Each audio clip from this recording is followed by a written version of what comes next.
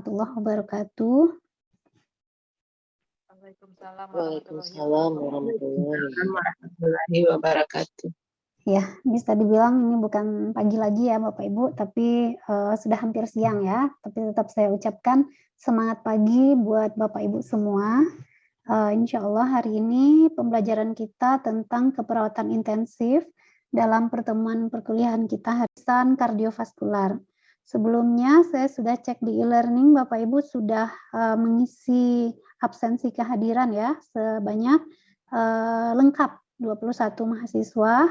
Dan insya Allah hari ini kita akan membahas tentang salah satu materi yang sudah kita share di dalam RPS perkuliahan kita, yaitu konsep kekritisan jantung dan pembuluh darah atau kita biasa sebut dengan kardiovaskular ya Bapak Ibu, dengan elektrokardiogram atau EKG serta interpretasinya. Sesuai dengan instruksi perkuliahan kita di awal semester, kita akan membahas ini dengan sistem mix ya Bapak Ibu, dengan student center learning sebenarnya. Jadi Bapak Ibu sudah dibagi dalam beberapa kelompok dan sudah kita share untuk masing-masing kelompok untuk membahas per topik perkuliahan ini. Ya, sudah terlihat di share screen kita Bapak Ibu? Udah, Bu. Oke. Ya, untuk topik kita pada pagi ini adalah kekritisan sistem kardiovaskular dan elektrokardiogram. Kita sudah terbiasa ya, mungkin Bapak Ibu dari semester 1 sudah mengenal tentang sistem kardiovaskular, dan juga karena Bapak Ibu adalah praktisi yang berdinas di klinik, jadi mungkin untuk perekaman EKG dan interpretasi EKG itu sudah familiar, saya rasa. Benar ya Bapak Ibu? Apakah ada Bapak Ibu yang belum pernah merekam EKG? Saya rasa tidak ada ya. Ada Bu, yang di puskesmas belum pernah Bu. Oh ada ya Bu ya, kalau di puskesmas belum ya Bu ya? Belum Bu. Oh baik, Belum, Bu. Baik. Tapi untuk sistem kardiovaskular sudah ya Bu ya, karena dari mungkin D3 atau SPK dan juga Bapak Ibu dari semester 1 kita sudah banyak ya topik tentang sistem kardiovaskular ini kita bahas ya Bapak Ibu.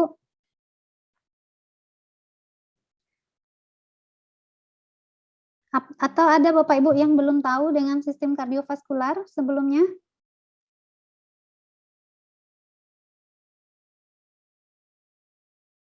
Sudah tahu Bu. Ya, pastinya sudah tahu ya Bu Fauzia.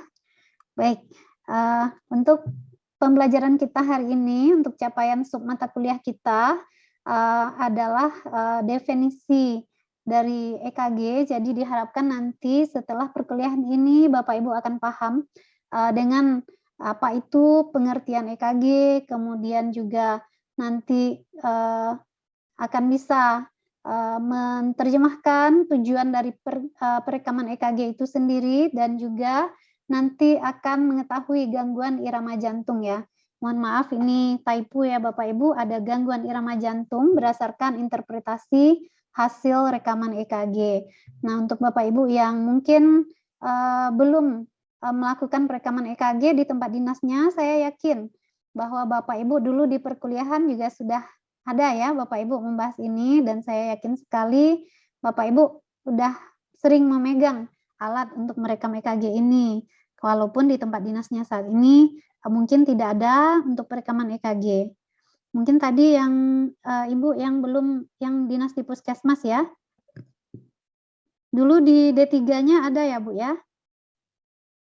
Ya Bu, ada Bu, praktek di rumah sakit cuma sekilas-sekilas gitu Bu. Oh baik, baik Bu. Tapi di sini kita nanti Ibu akan membahas ya lebih dalam, dan insya Allah nanti di level profesi merekam EKG, menginterpretasikan EKG, itu akan menjadi keseharian dari kompetensi nurse ya Bapak Ibu. Jadi hal ini bukan akan menjadi hal baru nanti bagi Bapak Ibu, tapi akan menjadi hal yang familiar sekali gitu. Karena di rumah sakit pasti kita akan ada melakukan perekaman EKG dan juga menginterpretasikan EKG. Nah, sebelum kita masuk ke EKG-nya sendiri, saya ingin mereview sedikit tentang sistem kardiovaskular. Nah, saya di sini kita ada dua ya, Bapak Ibu, kardio dan vaskular. Mungkin Bapak Ibu lupa-lupa sedikit mungkin ya. Untuk yang kardionya itu adalah jantung dan vaskular adalah pembuluh darah. Jadi untuk sistem kardiovaskular itu merupakan sistem jantung dan pembuluh darah kalau dalam bahasa Indonesianya. Nah, dalam bahasa medis atau dalam bahasa anatominya kita menyebutnya biasanya dengan kardiovaskular. Nah, untuk ini berarti kan dia ada dua, jantung dan pembuluh darah. Jadi saya mau mereview sedikit tentang jantung. Ini adalah gambar jantung ya Bapak Ibu. Di sini Bapak Ibu bisa lihat sendiri ada beberapa ya panah-panah yang ditunjuk untuk ini adalah anatomi jantung. Mungkin Bapak Ibu masih ingat? Ya Bu Zikra, silakan Bu Zikra. Ada atrium sama Bu? Serambi. Baik. Ya betul ya Bapak Ibu, ada atrium dan ada ventrikel. Ya, ventrikel. Oke. Kemudian apa lagi yang ada Bapak Ibu? Kita sudah lihat di sini, ya, mungkin untuk jantung ini bukan hal baru ya Bapak Ibu. Jadi ada atriumnya, kemudian ada ventrikelnya. Nah, mungkin ada Bapak Ibu yang bisa menyebutkan lagi lebih banyak gitu atau lebih lengkap? Otot jantung juga Bu. Otot jantung. Oke, ya betul ya Bu Ita. Mungkin Ibu Bapak yang lain?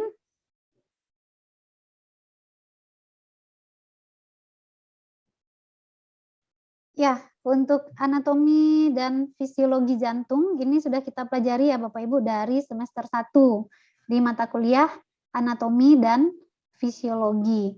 Nah, di sini untuk anatomi jantung tadi benar ya sudah disebutkan oleh Bu Zikra dan Bu Ita, ada atrium, ada ventrikel, kemudian ada otot jantung.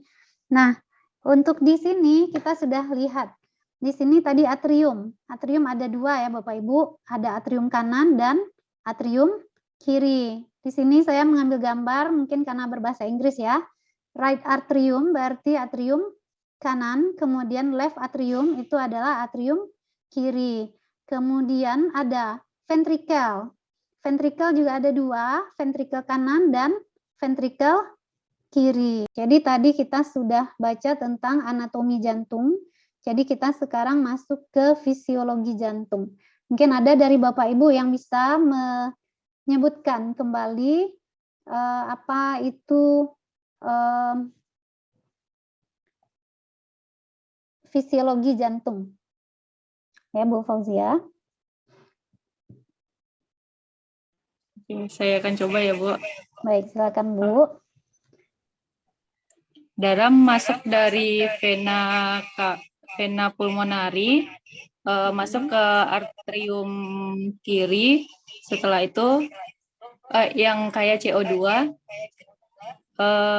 lanjut ke ventrikel kanan, dan diteruskan ke vena cava superior, masuk ke arterium kanan, serta darah yang kayak, mohon koreksinya Bu. Ya baik Bu. Untuk ininya sudah benar ya Bapak Ibu bahwa fisiologi jantung adalah sistem peredaran darah ya secara keseluruhan dengan melibatkan jantung dan seluruh pembuluh darah. Jadi di sini mungkin kalau fisiologi jantung kita mungkin lebih terfokus ke yang jantungnya saja. Tadi sudah betul ya Bapak Ibu Bu Fauzia menyebutkan darah dari seluruh tubuh ya, dibawa kembali ke jantung. Hanya saja mungkin di nama anatomi ya dari pembuluh darah yang membawa ke jantungnya mungkin agak belum tepatnya. Ya, mungkin ada dari Bapak Ibu yang lain yang bisa dulu, karena ini review ya Bapak Ibu, jadi mengingat kembali dari sistem kardiovaskular kita yang sudah kita pelajari di semester-semester sebelumnya. Mungkin ada Bapak Ibu yang mau mencoba, Bapak Ibu. Nah, kita masuk ke sistem konduksi jantung. Nah, ini yang akan nanti berhubungan dengan elektrokardiogram. Nah, di sini untuk konduksi jantung juga mirip ya dengan fisiologi jantung tadi, tapi untuk yang konduksi jantung ini lebih kita sebut seperti sistem listrik ya yang ada di jantung. Nah, di sini Bapak Ibu lihat sendiri, di sini ada sinus node, kemudian ada AV node, kemudian ini adalah bundel His dan serabut Purkinje. Nanti di EKG atau di elektrokardiogram yang Bapak Ibu rekam, yang akan kita rekam adalah ini, sistem konduksi jantung. Nah, sistem konduksi jantung ini merupakan sistem kelistrikan jantung ya. Di sini untuk titik pertama ini disebut dengan sistem, kalau Bapak Ibu pernah mendengar tentang pacu jantung, mungkin ini operasi ya yang sering dilakukan pada penderita penyakit jantung atau cardiovascular disease. Nah, kalau Bapak Ibu ini membawanya ke sana, di sini sistem konduksi jantung lebih kurang juga mirip atau bisa kita katakan sama dengan sistem pacu jantung. Nah, untuk yang pertama titik sinus node ini adalah titik awal ya dari elektro jantung itu sendiri. Dari konduksi jantung ini titik awalnya berasal dari sistem dari sinus node. Nah, di sini disebut dengan level pertama ya untuk pacu jantung. Jadi dengan adanya sinus node ini akan membuat jantung berdenyut. Nah, ini nanti akan Bapak Ibu rekam. Jadi untuk sistem konduksi jantung ini adalah sistem perekaman denyut jantung. Jadi satu kali jantung berdenyut itu dihasilkan dari sistem konduksi jantung ini. Nah, di sini primary pacemaker atau pacu jantung primer itu dari sistem SA node. Kemudian dari SA node ini impuls akan disampaikan di bawah ya melalui atrium kanan dan kiri dibawa ke AV node atau atrioventricular node. Di sini atrium, di sini ventricle. Nah, SA node itu terletak hampir ya di katup. Di katup tadi, katup tricuspid, di sini atrioventricular node. Dan dari atrioventricular node akan diteruskan ke bundel His dan serat Purkinje. Nah, dari sini nanti Bapak Ibu akan terlihat. Kalau untuk dari primary pacemaker ini atau pacu jantung primer, hasil dari satu kali konduksi jantung ini akan menghasilkan detak jantung ya 60 sampai 100 kali per menit. Ini adalah detak jantung normal. Kemudian akan dilanjutkan ke AV node. Di AV node itu detak jantungnya akan menjadi 40 sampai 60 kali per menit dan akan ke bundel His, bundel branch dan serat Purkinje. Sampai di bundel branch dan serat Purkinje itu detak jantungnya adalah 20 sampai 40 kali per menit. Kita masuk ke elektrokardiogram. Apa itu elektrokardiogram? Mungkin ada Bapak Ibu yang bisa menyebutkan pengertian dari elektrokardiogram yang Bapak Ibu ketahui. Bapak Rafsan Zani. Ya, Bu. Oke. Ya, Pak Rafsan. Kira-kira menurut Pak Rafsan apa saja yang bisa kita lihat dari hasil perekaman EKG? Itu ada gelombang PQRST, Bu. PQRST. Ya. Ya, untuk apa kita gunakan gelombang itu, Bapak?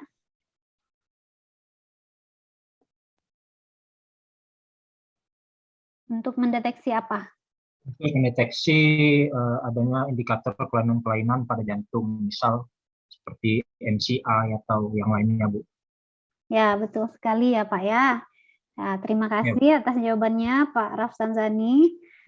Benar sekali, hasil dari rekaman EKG itu bisa kita gunakan untuk mendeteksi kelainan-kelainan ya yang terdapat pada jantung itu sendiri. Antara lain adalah jika di jantungnya ada pembesaran ruang jantung, tadi ada ruang jantung, ventrikel, dan atrium. Nah, jika ada pembesaran dari salah satu ruang jantung itu, maka akan terdetek ya Bapak Ibu di hasil rekaman EKG kita. Kemudian ada hipertrofi otot jantung. Jadi hasil rekaman EKG-nya juga akan bisa melihat jika ada kejadian hipertrofi ya pada otot-otot jantung. Apa itu hipertrofi Bapak Ibu? Pembesaran, Bu. Ya. Pembesaran jantung. Pembesaran ruang jantung ya Bapak Ibu, kemudian ada hipertrofi otot-otot jantung ya betul, pembesaran ya Bapak Ibu. Kemudian adanya aritmia jantung atau gangguan irama jantung. Ini juga bisa dideteksi dari hasil rekaman EKG.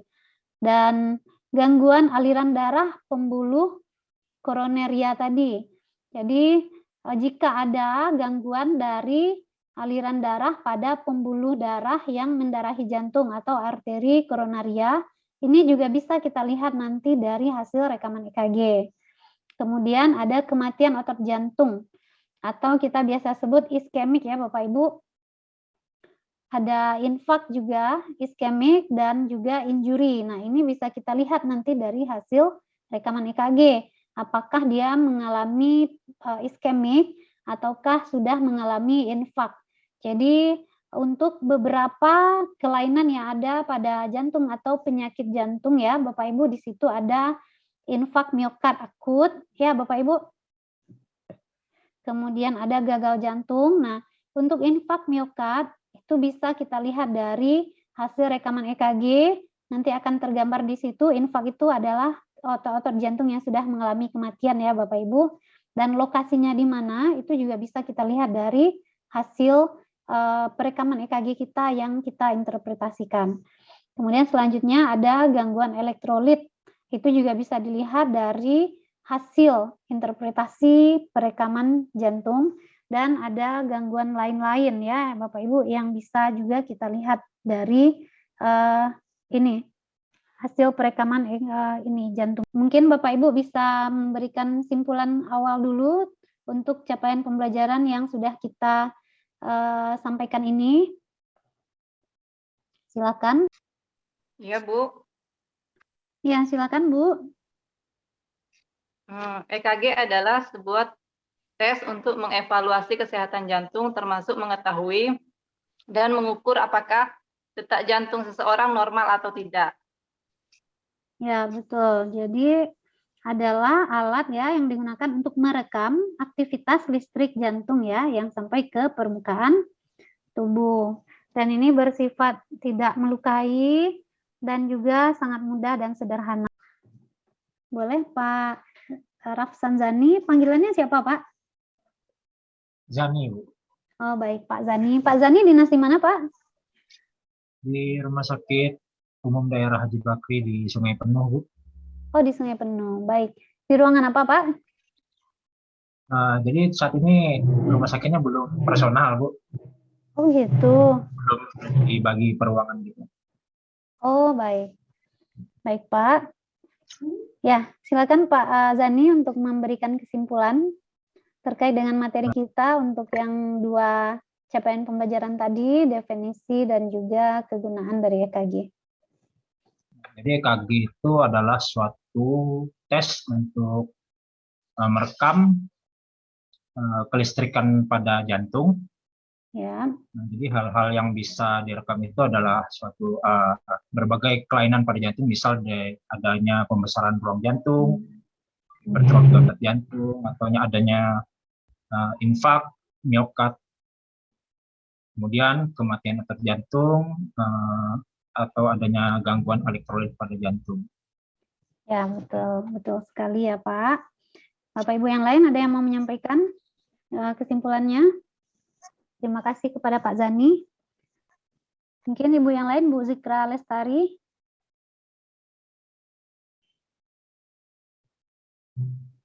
Ya, Bu. EKG adalah suatu gambaran grafik yang merekam aliran listrik jantung dan seluruh permukaan tubuh, yang juga dapat untuk menilai kelainan-kelainan seperti hipertrofi jantung, hipertrofi atrium, gangguan irama jantung, kematian otot jantung, dan gangguan elektrolit pada jantung. Ya, betul ya Bu ya. Baik, untuk kesimpulannya kita sudah berkor-kor ya dari tadi Bapak Ibu bahwa EKG merupakan alat yang digunakan untuk merekam aktivitas listrik jantung yang digunakan untuk melihat kelainan yang terdapat pada sistem kardiovaskular. Baik, sejauh ini ada yang mau Bapak Ibu tanyakan? Mungkin jika tadi ada yang kurang jelas tentang ini, sistem review anatomi fisiologi juga boleh, karena kita sudah mereview juga kembali. Jadi sebelum Bapak Ibu menginterpretasikan hasil dari perekaman EKG tadi yang nanti akan diinterpretasikan dalam bentuk gangguan irama jantung ya Bapak Ibu, ataupun irama jantung normal. Jadi nanti untuk interpretasinya untuk jantung normal, irama jantung normal seperti apa, kemudian yang menjadi gangguan irama jantung itu apa saja. Jadi kelompok 1 membahas nanti gangguan irama jantung ya secara keseluruhan, dan kelompok 2 nanti akan membahas tentang gangguan irama jantung yang sifatnya mengancam jiwa. Jadi kalau terlambat dalam pertolongannya dalam hitungan detik, itu bisa dia mengalami kematian atau henti jantung. Oke, ada yang mau ditanyakan Bapak Ibu? Bu, Ya, silakan Bu. materinya boleh di-share, Bu? Materi Ibu yang hari ini, Bu. Oh, boleh sekali Bu. Nanti saya kirimkan. Ada yang mau ditanyakan Bapak Ibu terkait dengan ini?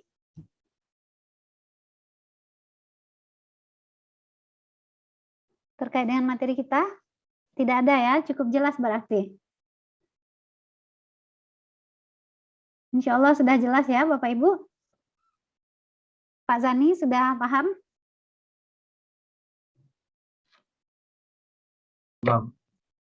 Baik. Berarti tidak ada yang tidak paham ya Bapak Ibu. Alhamdulillah berarti saya mengajarnya sampai ke tujuan yang diharapkan. Kuisnya dari materi yang sudah kita sampaikan tadi, silakan Bapak Ibu yang bisa menjawab. Untuk kuisnya, berikut adalah berbagai kelainan yang pada sistem kardiovaskular yang dapat dideteksi dengan EKG, kecuali yang mana yang tidak. Gangguan aliran pembuluh darah vena. Aliran pembuluh darah vena. Ya, betul. Jadi yang benarnya apa, Bu? Yang benarnya pembesaran ruang jantung. ABC. ABC benar, Bu. Ya, betul. ABC benar. Kalau yang D ini apa benarnya?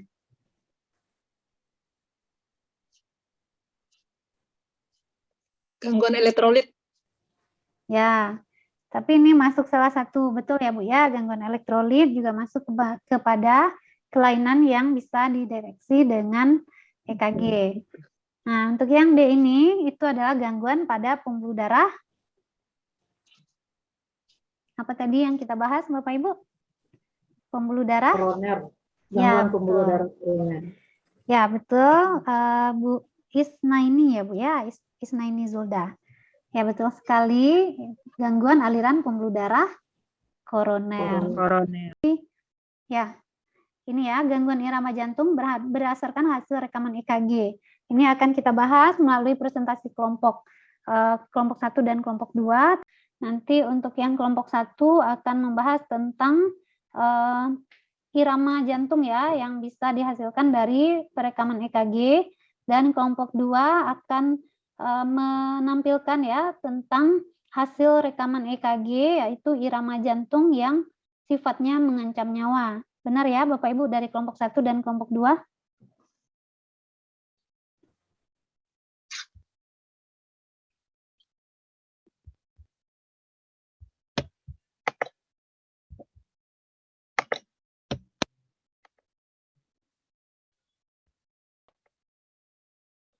Kemudian masuk ke gejala klinis.